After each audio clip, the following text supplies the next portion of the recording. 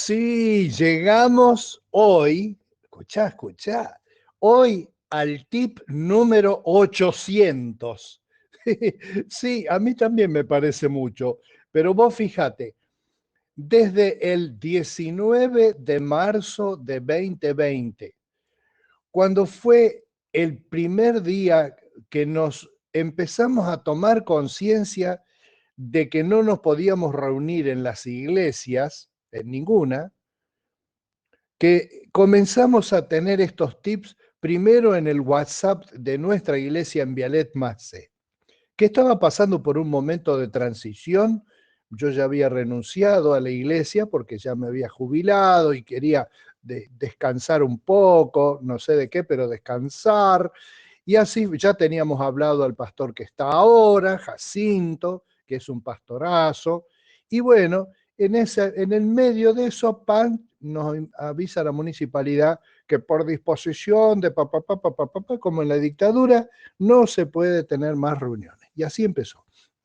Desde aquel entonces, todos los días ha sido un nuevo desafío, hablar de un tema diferente, no repetir mucho las cosas, porque uno ya está medio viejo y ya repite las cosas y repite las cosas y las vuelve a decir y vuelve a repetir otra vez de vuelta las mismas cosas y redunda las redundancias. Y entonces es un problema porque uno se dirige a un público, a una gente, a una agrupación, pero muchas de esas personas, a las cuales les agradezco profundamente, porque yo no se los pedí, yo no les pedí, porque a mí me da vergüenza ese tipo de cosas, pero muchos empezaron a reproducirlos, reenviárselos, y hasta el día de hoy, ayer, por ser exacto, ayer recibo de alguien que me dice, mirá, esta señora me escribió porque le gusta lo que vos le decís y que está contenta y que no se los pierde los tips.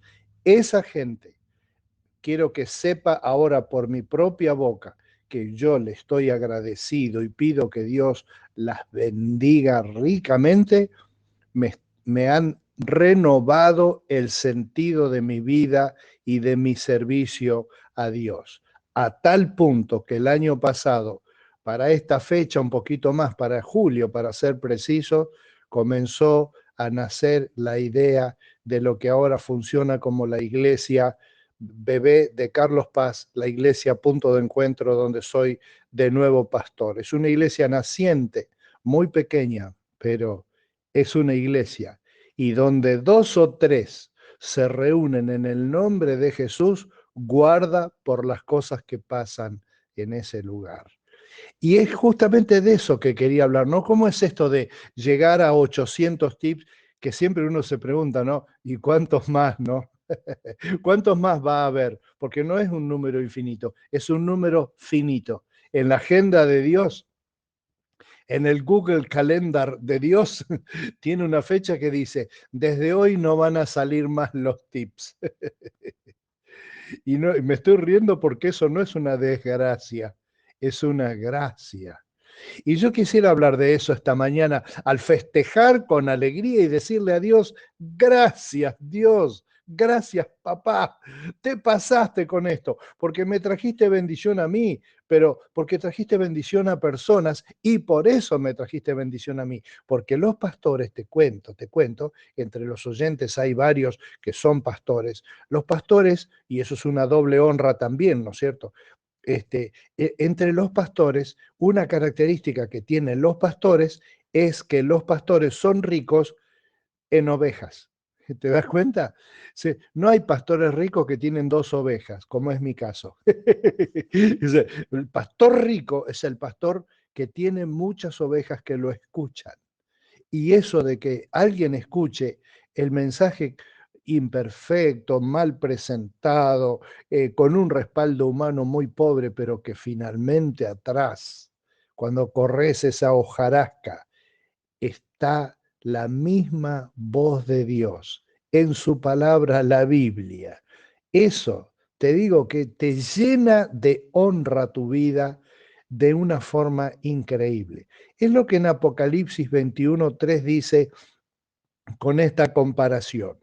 Nosotros ahora vivimos en una ciudad. Aún las personas que viven en el campo hoy día ya viven vida ciudadana, ¿no?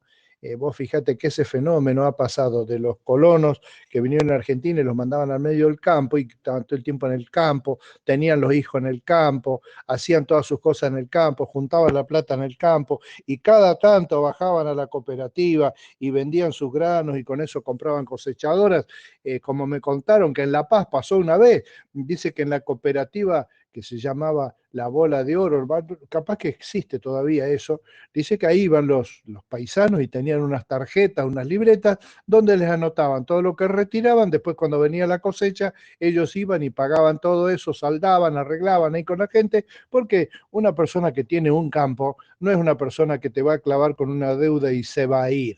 Algunos lo hacen, pero la mayoría no se puede ir. Entonces eran confiables 100% y así. Un año en la cooperativa ahí estaban los empleados de contabilidad fijándose que tenían una diferencia entre el stock, máquinas cosechadoras, y las ventas que figuraban. Evidentemente tenían una cosechadora faltante que se la habían vendido a alguien y por alguna razón no estaba anotada en la tarjeta de alguien, en la libreta de alguien.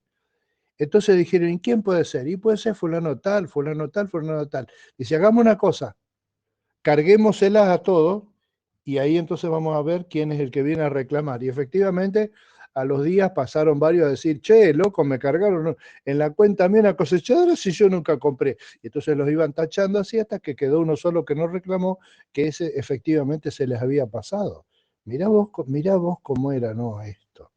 Ahora, aún ellos viven en vidas ciudadanas, ahora tienen internet, tienen banco digital, con la plata va y viene así, compran, venden, la maquinaria es digital, mucho de la maquinaria de agrícola está guiada por tecnología satelital de GPS y todo ese tipo de cosas. Entonces, así como la ciudad evoluciona, hay una idea en la Biblia, que está acá en Apocalipsis 21:3, donde esta vida ciudadana nuestra, donde nos encontramos con un vecino, donde nos vendemos cosas entre nosotros, donde nos saludamos, donde unos curan a los otros y donde unos son plomeros de los otros y donde unos son maestros de los otros y donde uno manda a los hijos con el sobrino de un vecino de enfrente, esa vida de relación que en griego se llama polis, y de ahí viene la palabra política, que quiere decir la ocupación de la vida de sociedad, y que da origen también a la palabra propóleo, que es una especie de laca, de aceite, laca aceitosa, que fabrican las maravillosas abejas y que la usan para pegotear todo lo que hay que pegar adentro de una colmena, desde poner tapar un agujero hasta envolver una rata que entró y la mataron y para que no se les pudra. Y eso es propolis, que quiere decir a favor de la ciudad. Pero esa idea de ciudad nos habla de que hay una sociedad espiritual, que en la Biblia y en Apocalipsis se la llama la ciudad Jerusalén celestial. Es la ciudad ideal espiritual para los judíos, pero del cielo. Oí una potente voz que provenía del trono y decía, aquí, entre los seres humanos, está la morada de Dios.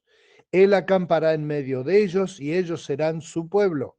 Dios mismo estará con ellos y será su Dios.